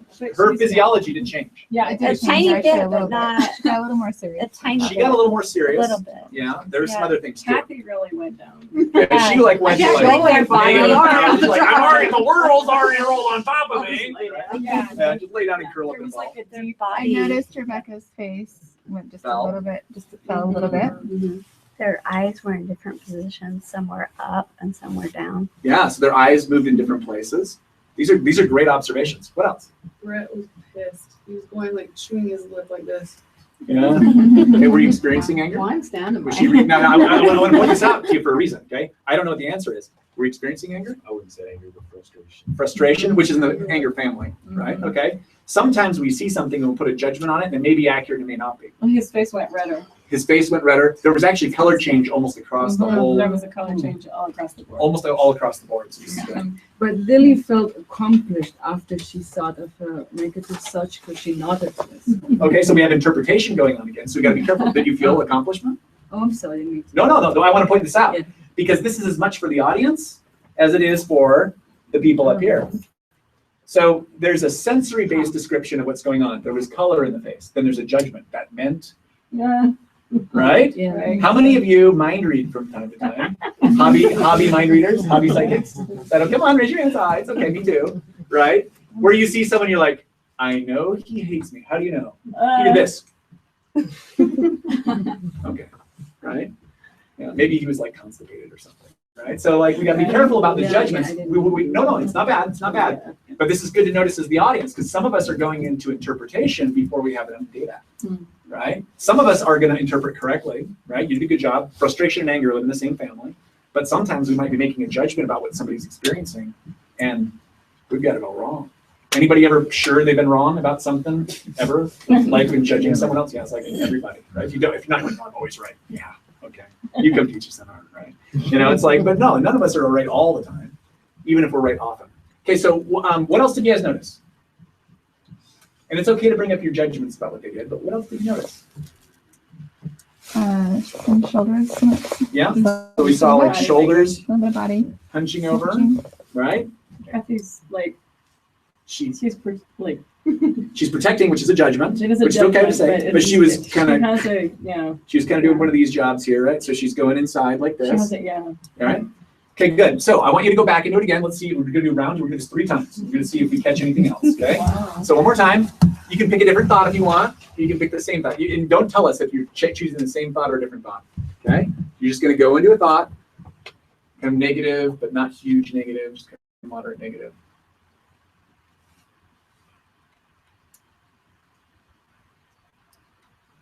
Okay, that's good. What are you noticing? No one's making eye contact with anyone. They're either looking at the ground or like staring off into space. Yeah. Okay, now what's your interpretation? We're not saying you're right or wrong, but what's your interpretation? What's going on? They're just going to a place in their mind where they're in that moment or in that thought. Yeah, so some of them are probably visualizing something, and some of them are going down and they're reliving the experience. Some of them might just be dropping down to their feelings, or some of them might be talking to themselves. Let's ask them without now that we've got the interpretation out there, let's ask them. Let's actually just say, what were you doing? Not telling us what you were thinking about, but were you going into a memory? Were you reliving it? Were you talking to yourself? Were you feeling a feeling? I was feeling a feeling. So she was going into a feeling. Okay, right? Feeling. You were going into a feeling. I was just trying to role play so that when I was faced with that situation, I'd feel better. So she's role playing in her head. Were you in it, role playing, or were you visualizing it out there? No, I was in it. So she's in it, right? We call that associated rehearsal. So she's in it and she's role playing it, and she's put herself right in the situation. And where were her eyes? No, right? Right? Where were you? Just trying to compare one point to another. Compare one point to another, right? Okay, good. So now we know what they're doing in their head, right? We have a clue, we make a judgment, we may be on, we may be off. We don't know until we ask, right? Sometimes we're right on, sometimes we're off. Okay, what else did you guys notice? Anybody notice anything new? Lily's also. So big body language stuff. This is my protective. Yeah, this is common. First she was really open. Now she's very. These are common protectors. This doesn't mean that somebody's protecting themselves, but it's common, right? So if you, it's a closed up. it can be. It could be closed without asking or verifying. We don't know. It is fair. Okay. So that's what's going on. What else did you notice? Her eyes, I don't know your name anymore, I'm sorry. The eyes were rolling a little upward. So just going up a little bit. Yeah, so I don't know if it was because I was still thinking of what could be the negative side. I was thinking that might be what she's doing. Yeah. And she told us she was going into a feeling, which is interesting. Were you seeing something to go into a feeling? Nope, you were just writing a feeling. Okay, there you go. There we go, right? So interesting. Anybody else catch anything? Notice some head nodding. Yeah. Two here in the center a little bit. I just kind of, yeah. Yeah. Anybody notice color changes this time? Anybody see it? Yeah, I think Kathy got more red, like her chest got red right here. Yeah. That's So because you're all looking at me. I know, public speaking fears, but a lot of women are more likely to do this than men, where they flush right along the neckline. Some men will do it too. The men that I see that flush tend to flush up high in the cheekbones. All the women will do that too, right? Anybody see any flushing along the cheeks? Yeah, yeah. Brent did some flushing along the cheeks. Anybody else? He also did last. He did some squinting, didn't he? Right? Now, how do you interpret that? Yeah. Yeah, a lot of times people will squint when they're looking at something. Sometimes they squint. This is also an anger move, right? So the anger family lives, the micro expression in the eyes sometimes is anger, but sometimes it's like I'm trying to look at something or I'm straining to see something, right? It can be a bunch of things. So we saw him squinting a little bit. Okay, let's go one more. I felt like I saw him kind of square his shoulders a little bit. And of course, my interpretation was I'm not going to allow anybody to recognize what I'm feeling. Okay, I'm bracing myself. I'm not gonna let anybody in. Maybe, right? And we don't know if that's true. We just see things, right? Now, from the audience standpoint, one of the main things I want you to grab out of this is that we all make interpretations, and a lot of times we're wrong, right? Without doing a check-in, we're wrong. And that means that the memories that we're encoding, where like somebody is looking at us and telling us they hate us with their eyes, they could just it could be anything, right? So that should free up some energy. But now the second thing is I want to show you something, okay? Because this is going to be wild, okay? I promise you, this is just wild. I want everyone to go back into a negative thought. It can be the same one or a different one, doesn't matter. This is the third round, and this time we're gonna do something a little different. So negative thought. Now I want you to exaggerate the body language associated with that feeling. Whatever feeling you're in, just kind of. If your shoulders are slumped, slump them a little more. If you're wanting to protect a little more. You're wanting to. Okay. Now exaggerate the body language a little more. Make it like. Okay. And then exaggerate a little bit more.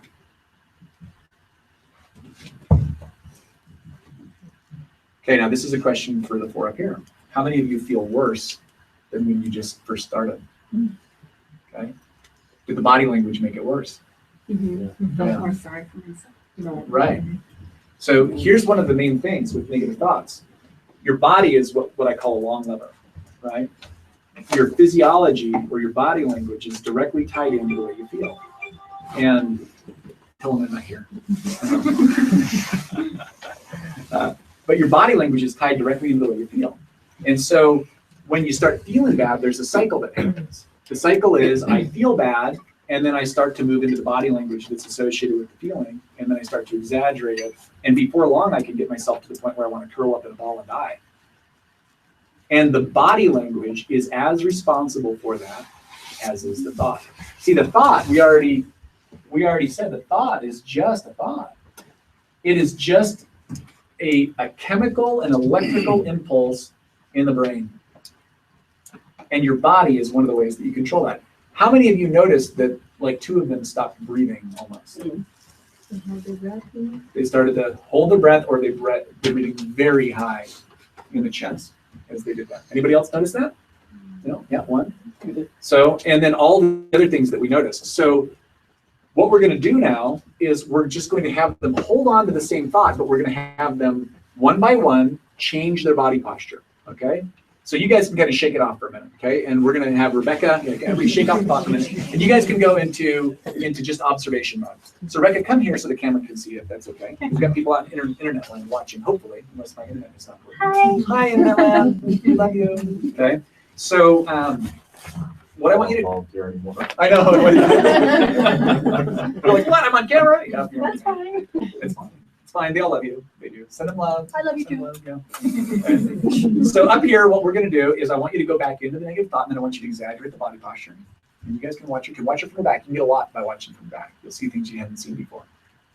You can just go into it and exaggerate it again. Exaggerate it again. And exaggerate it again. Okay.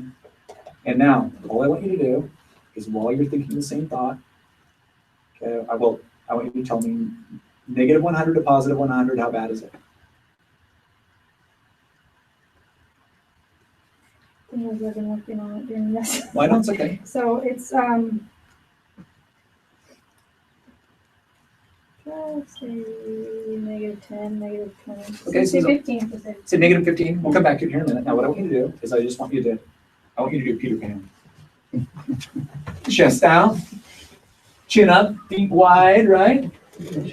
More like Wonder Woman. Okay, Wonder Woman, yeah, Wonder Woman's fine. Bracelets of truth and lasso of power, whatever it is, right? Right? It's probably wrong, but like, okay, and I want you just to hold this. And now breathe deep. Breathe really deep into your chest. You're still thinking the same negative thought.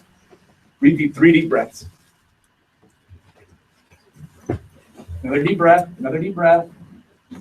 Okay. Okay, now tell me, negative 100 to positive 100, where are you right here, right now, this second? 50. Positive 50. Okay, so there we go. Thank you. Everyone, round of applause for her. So we went from so Rebecca went from a negative 10, right, to a positive 50. And if you don't move the same way, it's fine. I just want honest answers from all of you, really. Is that okay? Come on up. Come join me up here. Okay?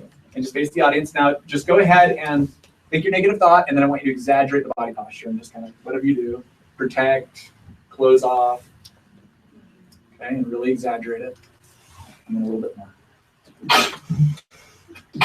Okay, negative 100 to positive 100. Where are you? Oh yeah, take all the time you need.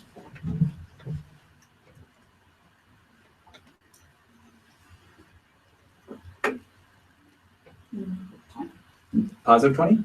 Negative 20. Negative 20. Okay, we'll come back to that. Now, what I want you to do, I want you to put feet slightly out wider than hip distance. Okay, let's do a Wonder Woman. Hands on the hips, chest up, chin up, breathe deep. Right, here we go. Breathe deep. 3 deep breaths.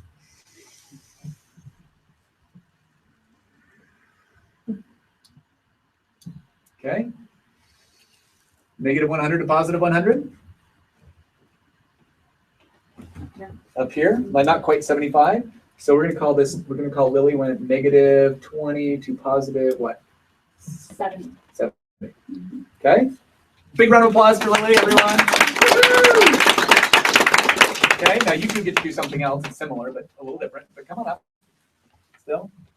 Okay, Kathy, right? With a K. Okay, Kathy with a K. My mom is a Kathy with a K. That's the only way to spell it. Is it short for Kathleen or Catherine or just Kathy?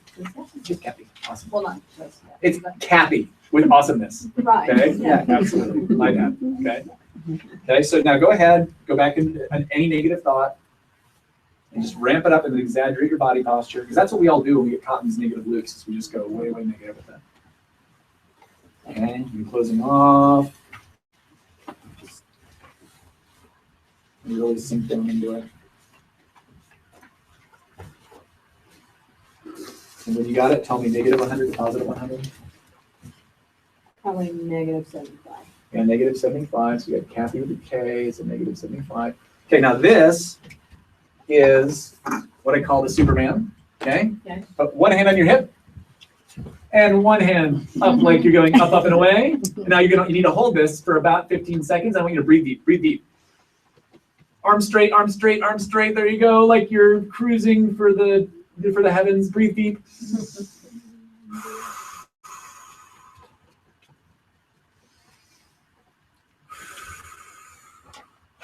One more deep breath. Chin up, chin up, chin up, chin up. Up, up, up, up, up, up, up, up, and away. Okay, there we go. Negative 100 to positive 100. Probably 25. Woohoo! Or positive 25 or negative 25? No, Yeah. I'm positive. Yahoo! Okay. Okay, everyone, big round of applause. Okay. Up on over, same thing. Go into your negative thought. And exaggerate it.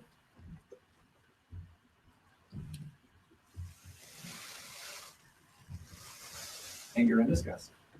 Okay. Okay, and so go ahead and just really step into it. Exaggerate your body posture. Negative 100 to positive 100.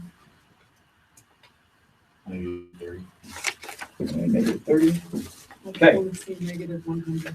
What's that? I don't want to see negative 100. Okay, I know. That's what my wife says. Okay, now we're going to take your hands out of your pockets. Okay, and all we're going to do is I want you to start to just roll back your shoulders.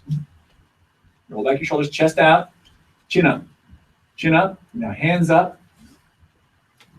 Like you're one of the gods of Olympus, right? Just raising your hands saying, behold, here I am, your Moses stopping the waters, right? Heart, right? Just up, up, up. Now breathe deep, breathe down deep. Hold it up, hold it up, hold it up, hold it up. 2 more deep breaths.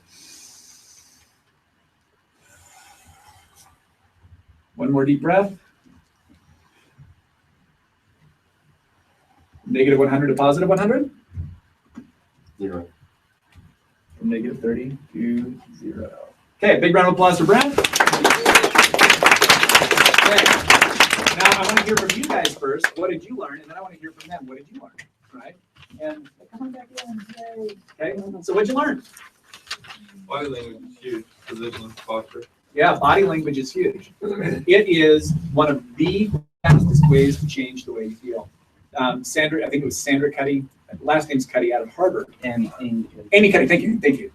Amy Cuddy out of Harvard has done just oodles of research around this. She's had people, they've had people do the nasty spit test, where they're the saliva test, where they're looking at neurotransmitters that are in the saliva hormone levels. Your testosterone levels change. Your cortisol. Yeah, your cortisol changes. Your body just changes by holding on to power postures. Yeah. So as ridiculous as it sounds, one of the ways to get yourself out of negative thinking is to use your body. Right? Who thinks that's cool? No, raise your hand. Super cool. Right? Who's ever actually put you into a negative state, a deeper negative state, or positive? Either way. Either way. So Cuddy tested what she called weak body postures versus strong body postures, and she found that, for example, job candidate people going in for what they thought was an interview. Right? The interview was just all a mock-up to measure their body language. But if she had them hold weak body postures like this, for example, 2 minutes before they went and interviewed, that their hormone levels just crashed, right? And their cortisol levels raised, and they performed worse in the interview, right? And then if they went in and they did the Wonder Woman or the Superman or some other power posture like that, their testosterone levels would go up, they'd feel better, and they interview better, right? She has an amazing TED Talk. She has an amazing TED Talk. I highly recommend going to her TED Talk. What's it again? And her name is Cuddy. Amy Cuddy. Yeah. So, and just look up Amy Cuddy TED Talk. She's got a couple of them, and they're all good. I recommend all of her stuff. But so the body language is huge. What else did you learn? Did anybody learn anything else? When they do like the 3 deep breaths, their expressions change from low to much higher. Yeah, low to much higher. And the facial features change a lot. Yeah. If our yoga teacher was here, because Raquel goes to yoga with me, right? So if our yoga teacher were here, she might say, your mood goes where your breath goes, right? And anxiety breathing is shallow, high in the chest. And you can force a relaxation response by breathing deeply. There's a bunch of techniques to do that. So a couple more learnings. We got learnings in the back here. Go ahead. Question. Well, take question for them or for me? For you. Okay, that's fine. When you go to the doctor, I just came from them. Yeah. They always have you breathe deep, and then they test it. Yep. Is that any tie-in here with medically? Yeah. What they're doing? It does something for you. Yeah, we'd have to ask a doctor. I don't know. Okay. I don't know what they're doing. That's a great question. Good one to ask your doc. What are you doing when you ask me to breathe deep like that? What's your comment there in the back? Oh, I was just gonna say the same thing about breathing. I was a collegiate athlete and then love yoga and just have been taught the power of breathing. And it actually can slow your resting heart rate when you take deep breaths. Yeah. So get yourself worked up with shallow breathing. 3 minutes is what it takes of deep breathing to change your mood. But it also supplies more oxygen to the brain, so you can think better. Yeah. It might not necessarily be the thinking, it's just. It is changing the thinking, but it's changing the thinking through a physiological lever, right? Meaning we're using the body to change the thoughts. So you can change your thinking by changing the way you breathe. And it does change the way you think. You're taking a new action, and it leads to a new type of thought. It's super powerful, right? Super powerful. How does that happen? We can debate about that, right? But it happens. Yeah. Right? It happens. It happens. It works. Great comment. Anybody else? I saw a couple more hands go up. No? Okay, one more here. I just noticed in Brent, Mm-hmm. when he was looking up, his face smiled. Yeah. His whole face, eyes, everything. So, Amazing. yeah. Yeah. Now, what did you? Because he's really stoic in his look. Yeah. All the time. I'm what? Stoic. Oh. Yeah. That's not stoic, though. You know what I There see? you go. There's a smile. on Do you your know what I face. see in him, though? I see right at the core of you, I see a light of kindness inside. You're big time kind. I see that. You got a gentle heart. Gentle guy. Gentle guy. I see that. Yeah. Yeah, you got a lot of hurt on top of you, though, too. Yeah. But there's your, I'm not going to cry. Yeah. That ain't happening. If you could be a tree, what kind of tree? I'm a willow because I wave in the wind. Right. Awesome. You guys are awesome. Now, I want to know from each of you guys, what did you learn? Just being up here going through the exercise. Rebecca. I learned that what I feel on the inside doesn't have to be projected outward, and that what I choose to project outward affects what's on the inside. Yeah. It's a loop, right? It's a loop. What about you, Lily? When I was really kind of curling in to myself, that was me just kind of like sinking deeper in my memory. Yeah. But when I opened up and I was breathing deep, it just kind of released that to where I no longer felt that same connection to that pain. Right? So Yeah. Yeah. Excellent. Thank you. Kathy. For me, I felt like I've wallowed in this dilemma for so long that even when you told me to stretch and reach and go, I couldn't let go because I've held it so long, stewed over it for so long. That's a part of me, but I've never told myself to let go. And I was trying to listen to you to let go, but then I felt like if I let go, I lose a part of me because I carried it for a long time. Yeah, I've carried it. So here what we have is we have a conflict about letting go. Right? Part of me wants to let this go, and part of me wants to keep it. Anybody ever done that? Am I the only one? Right? I could totally see that. Yeah. And I was okay. Was that my perception? Like she was fighting. She didn't want to lift up her Yeah, chin at I all. know. Even when you were telling her to, she didn't want She to. was- like down. You're saying lift your like yeah. Yeah. So it's an interesting observation, and the good news is you don't have to stay stuck there, right? Okay, but it's just an observation of some of what you're fighting against, So right? can I be Wonder Woman now instead of Superman? You could totally be Wonder Woman. Yeah. Like that's no problem. I hate your stupid Superman. Like I don't want to shoot lasers out of my eyes. I'm already doing that. That's hurting people. I want to lasso. Come on. Okay. Well, maybe I have to be Wonder Woman. What'd you learn? I think my expression of my emotions are pretty equal. Yeah, pretty equal. What do you mean by that? Every emotion that I feel is portrayed outward Yeah, it goes. Everybody sees it. Everybody sees it, right? Thank you guys. Let's give them a big round of applause. So, and we'll give you we're going to wrap up here in just a minute. I have to sit down. My back, I'm having my back worked on. I was having my back worked on this morning, and I've got some back pain going on, so I can't stand up anymore. But there's lots that we can learn. But one of the things that I want to point out oh, I'm stuck. Help! You have to roll me downstairs later on. But one of the things that I want everyone to take home from this is that you can change your thoughts. You can change your thoughts either by directly working on your thoughts, or you can change your thoughts by taking new actions. And if you can't force yourself to do something really out there, one of the things that all of us can do is to breathe differently, or to stand differently, or to just practice taking some time to lift the chin up and put the chest out just a little bit. And something that small can make a difference. Now, there's lots else that we could have gone over. There's lots else, and what I have is I have free classes that come up about every 2 weeks. And one of the reasons I hold those free classes is because I actually want people to get help. And I don't want there to be any barrier to coming. So like, I actually want you back. And I try to teach something just a little bit different at every class. I don't think any two classes have ever been the same, even when the topic's the same. So I rotate through a half dozen topics. Andrew, do you have do you have that handout? You can just pass it around. Vicki, our next free class is December 8th, which is in about 2 weeks. It's Tuesday night. It will be in this building probably, unless we outgrow it. If we run out of space here, we have access to other spaces. My space is right downstairs, and there's more of you than we fit, and so we're here, right? So always make sure that there's enough room for people, and you're welcome to come back, and you're welcome to bring people. So if you know somebody, I mean, how many of you here tonight know somebody else that needed to see and hear what was said today? Raise your hand. Yeah, bring them back. Bring them back, and I'll help them out. Okay. So, yeah. At 4 o'clock, 2 weeks, come on back and just come on down and we'll do something a little different. Next topic is how to have emotional freedom and to transform your life. And the class will be about 90 minutes long. Sometimes I go a few minutes over.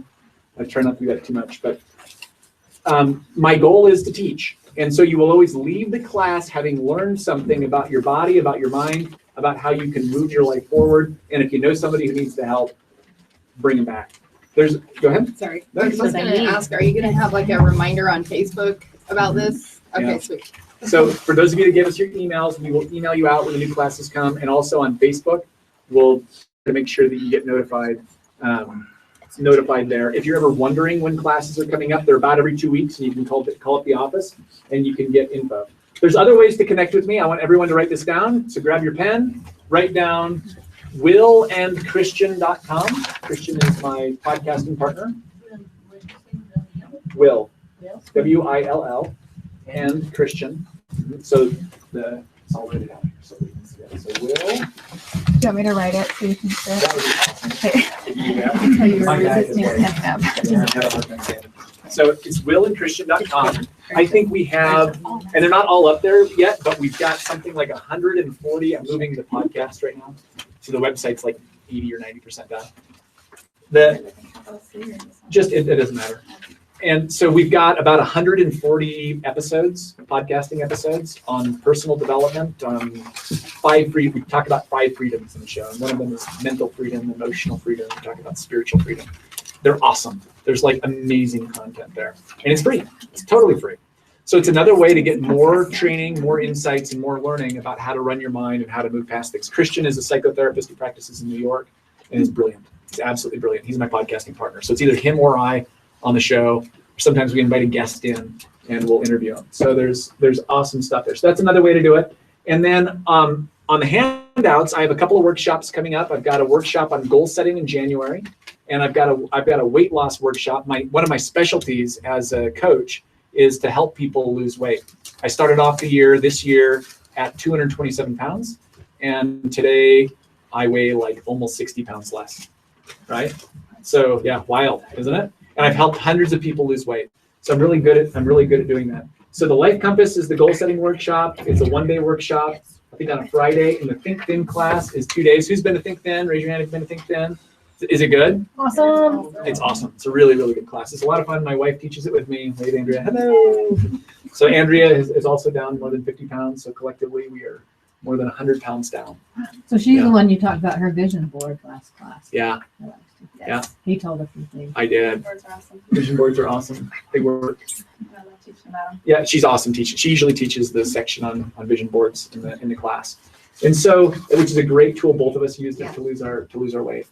And then also I offer one-on-one coaching sessions and group coaching. So if you guys want more information about how to get help with your specific topic, come on up and say hey. And then Vicki, do you have the CDs? Just real quick, this is the last thing, and then we'll go.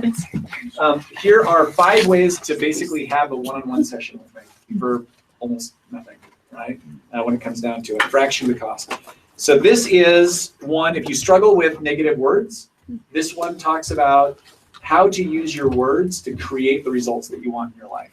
And I usually sell this for 25, and today I'm selling it for 15. So if that's your challenge, you can listen to this. Who's listened to this CD? Raise your hand if you've listened to it. Good stuff?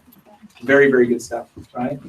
This one here is on forgiveness. Who has somebody that they need to forgive, self included? Okay, right? It's like all of us, right? My hand included. The hour or so of this is the conceptual base for forgiveness, and then the second disc has a 37-minute guided meditation that walks you through the process of actually reaching out and forgiving. Awesome stuff. This is with my business partner, Christian.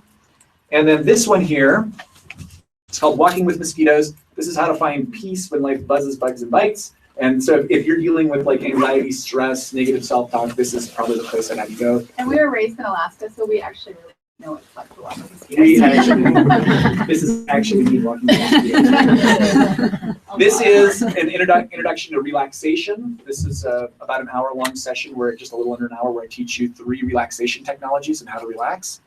And then this one here is called Into the Divine, and it's 5 meditations for emotional release. So if you've got pent-up emotions and you don't mind using divine imagery, okay, I don't tell you what kind of divine imagery, we leave that open to you.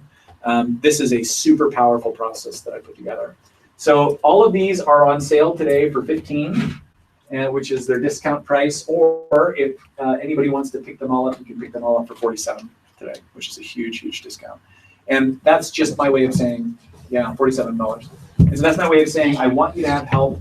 All of these are a minimum of 50 minutes, and some of them are longer, like Into the Divine is more like a 90 minutes, 2 disc program. What That Smell has 2 discs as well. It's like just about 100 minutes or something like that. So that's it, guys. Huge round of applause for everyone. Love to see you back.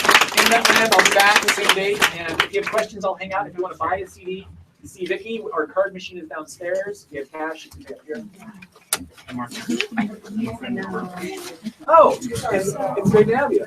I'm glad you did it. Thank you. Thank you for coming. Ice skating.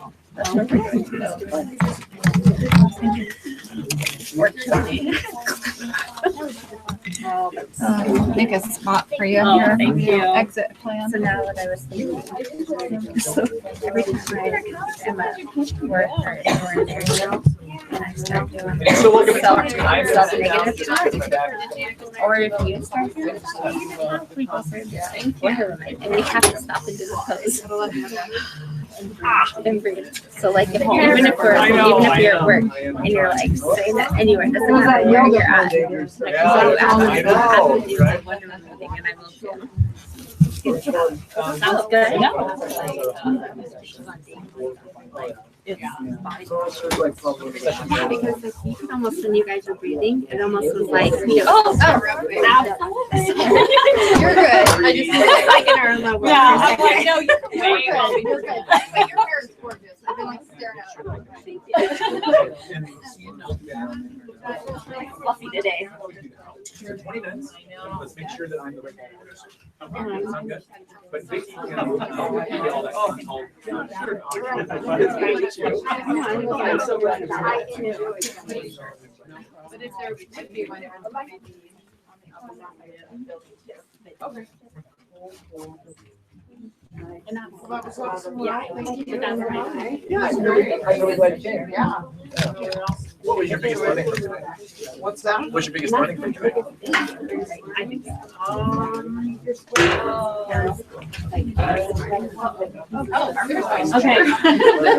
Thank you. Thank you for coming. Yeah. Thank you.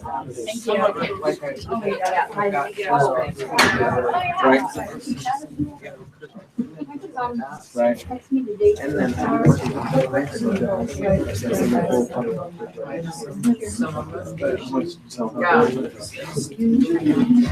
and then just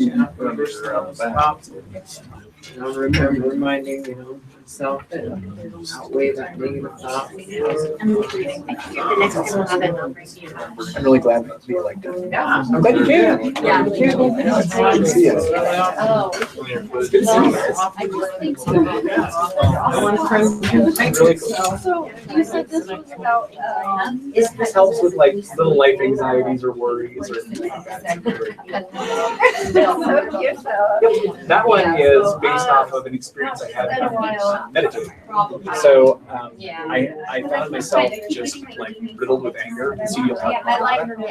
And then I went down to a meditation retreat. And in the middle of the meditation class, I had this experience where it was like, I saw this divine light, and like all of my anger and worries and things just were like going into the light, dissolving, going into the light, dissolving, going into the light, dissolving.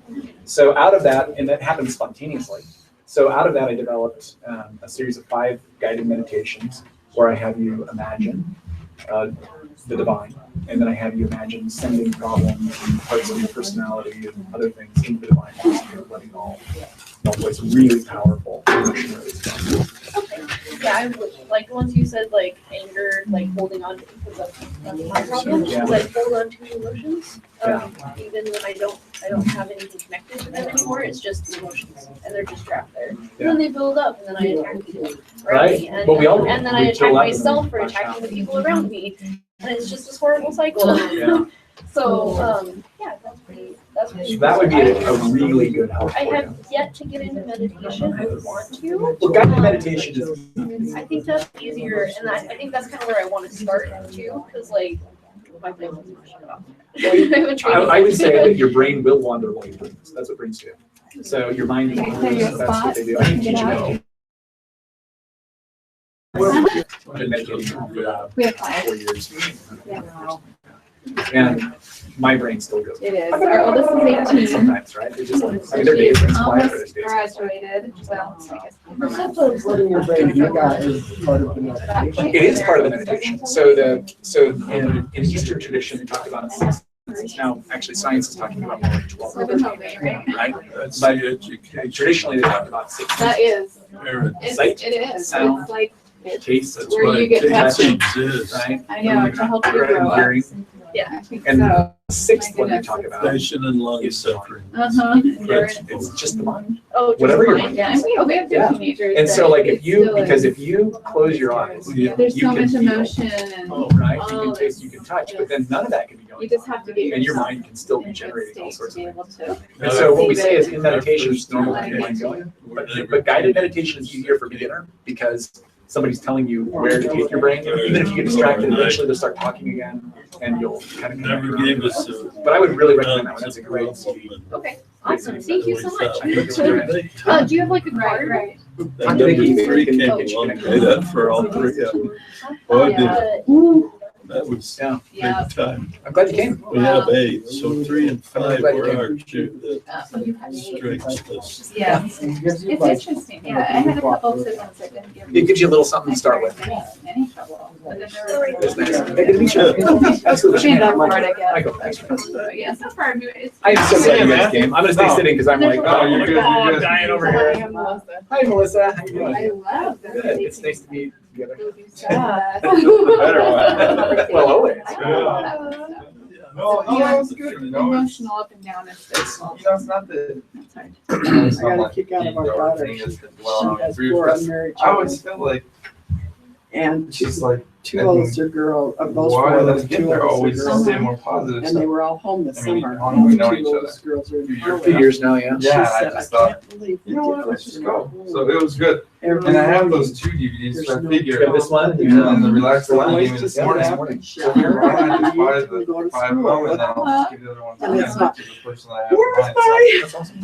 So I just go out to your Yeah, office. let's, Andrea, could you show him where the office is? Would that be all right? Yeah, I would take you absolutely. down, but I'm gonna be like hobbling. No, you're good. You want to piggyback? No, I won't right now. Tell us where it is, and then we can. It's down, so you go up the stairs, you go down the steps, and then you go. Pretty much on the other end of the McAllen, building, but down. can you show him where the, can you show him where the office is? Yeah, no, we'll find it. But no, it's fun to see what it's all about after hearing about it. Hearing about it years. forever. Oh yeah. So Would it match up with what you thought, or was it totally different? it's similar to what I thought, but I think the one-to-one sessions that you would do would be more of what I think you present to the group every day. Right. I do know But no, him. it's I met interesting. him They once, class you're but doing in Is he January, the card? that goal setting one. That's interesting. to me. He did Yeah. that. Stuff like That was that's a while really ago. interesting. Okay. Well, So- good. That's Well, where I'd love I remember to being have you guys there. because Yeah, I've no, done I'd love to be there. before. So I remember that, like this thing. So that's Just just athletics. Yeah. Like I the power know. of the mind. I work So with yeah, athletes all the time. it's not that like I don't think you have to be sad or depressed to get benefit from this. I think this is just good to be able to control your mind. It is. And for you to be the boss. Sometimes it's about going from one level to the next. That's not how. Yeah, whatever those levels are. Sometimes the negative thinking, and people don't think about this right away, but the negative thinking doesn't come up until you try to push the limits of what you're trying to get. It's like, what is every competitive runner? They talk about it, they call it the wall. Yeah. Right? And they don't run into the wall until they push their body to the street. Right. But triathletes, what do they run into? Well, they're fine. Right? They can outrun me, they can outrun you, they can outswim me, but when they're at, the second mile or whatever, they're running Well, you say you're both and they're raised like, there? feeling like they're gonna die. That's a mind Alaska. but they gotta get through it. And that could be the same in like career and relationship. My guy was telling you, I'm coaching this guy making $100,000 a year. He wants to go to 150 and he's having all these doubts about it. Well, he's fine, right? Right. He's not starving and his expenses aren't out of control. Just he wants to reach the next level. Well, that's Right? interesting because when you had that, I was like, because I got to a point where financially I got there pretty quick, and then I've kind of been there for the last few years. So I'm like, I want to take that next step where because I went from in like a 3-year span, I doubled my income every year, Right? and then at the 3rd or 4th year, I kind of just plateaued. Where I got to a point where I was like, yeah, I can pay for what I wanted. I could do, have more freedom, but it's like, okay, now I want more, obviously being married now, having just want more security. Congratulations. Yeah. You guys are like newlywed, right? Like right before you join. Yeah. Yeah. I know, you're like, That's so so it's it hasn't even been 3 months yet Yeah. since we've been married, but no, I mean, just like your life, like your perspective of what you need and what you want has changed a lot for me now. Just, and thinking about family and just like, so it's just like, it's been really interesting to me, so. Yeah, well, That's good. I mean, what I'll say is the same processes that help somebody who's facing the wall of or anxieties. Well, he using was- like yeah, a he clinical had- term, but stress away. It's the He same went all kind the way of to stuff that Idaho helps you go from one level for a to while, the he had next. Logan. Right. and he Yeah, had- that's It's the same thing that helps you from one level of performance in sports to the next. So I had an athlete. It's big. Yeah. That was They have like that's one of the sessions we today. got out. And they're Well, coming we in and it's survived all a couple mind. layoffs, I mean, and then they're well we adjusted, got out. but they're all we got mind. more since then a lot of this. No, I mean, she loves it because she played in college and she coached at college level. Yeah. So I mean, this stuff resonates big time with her. So I'm glad she's able to come. I'm really glad. Were you with Rush? So Vicky is the one that you need to talk to. okay, so let's go down there. Vicky will help you. I just want. We'll just get. I have a couple of them, but I just want to get all of them. Yeah, I mean, if that's the deal of the night, then it's like he's giving them away. So Yeah, they're Oh, cheap. good. yeah. Yes. But he does some of that too. It's something to share with people that That's okay. Yeah, I Sure. have changed right through and for a date. That's great. Okay, cool. I served Thanks. for Hey, I'll see you Tuesday. Yeah, we'll see you Thanks, Tuesday, bud. man. Yeah, get feeling better. I know, I will. Did you go with Derek today? I didn't. I went to Jason's Oh, place yeah. today. So they beat me up. Derek is next on the list. So I don't know. Jason, I went there for like this winter, like 6 weeks in a row. yeah, You felt better, but it was like that day. I was like, Oh my. That's probably half of why I'm like I am right now. Yeah. But I know that in 2 days I'll be a lot. Oh, you'll be great. I'll be a lot better. But Yeah. man, it's painful. Coming out of there. I'm like, oh. Yeah, and I don't know what it is. I don't know what, but she's like working on me. And Right. I'm like, So you guys are working in the right don't now, use a you know? baseball bat. Like, Oh, just use your yeah. hands. And she's like, oh, I'm not She had gonna her put any pressure hands on like it. inside of my ribcage. Oh, they I did was like, that what are way you they doing? had your back and they- Yeah. Oh my gosh. Yes. Yeah. Sounds good. Thank you. Oh, you want some chairs? If you guys don't mind taking a couple chairs, that'd be awesome. Which ones are going? All the black ones. Okay. Every black one, okay. Oh, thanks, Will. Thank you. Where Chris is. I'm glad you guys did. Oh, yeah. It's good. Thank you, it's very good. All these black ones in the room See too. Birkin. Well, when he was 16, we were playing. There was a couple years in my career didn't play anymore. But they re-owned. It was just 12 and a half to 15 and a half. Siblings too. I had a, Yeah. no problem. We made that proud. Yeah, me too. I was the first. I blazed the path. I tormented everybody. This was a little bit different, but is this yours? My wife said you worked with Pfizer. I did. I was Syntex Labs for about 13 years. The Roche Bottom. Then I was out doing my consulting Yeah, I guess they are. training and tailoring. So you're having your fun like that. Mine.